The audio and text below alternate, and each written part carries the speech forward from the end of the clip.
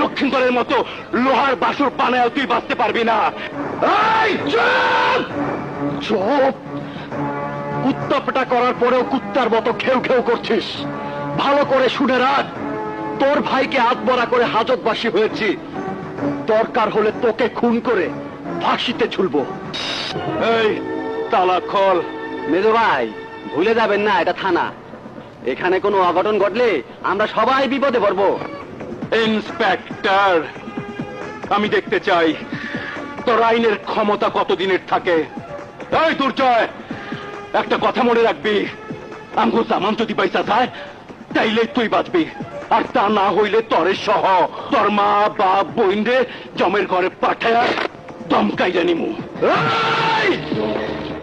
অপরাধের শাস্তি আমার প্রাপ্য, সেই শাস্তির এক চুল পরিমাণ আঘাত যদি আমার পরিবারের কারো উপর পড়ে, তাহলে এই হাজত তো দূরের কথা, কারাগারের কঠিন প্রাচীরও আমাকে আটকে রাখতে পারবে না।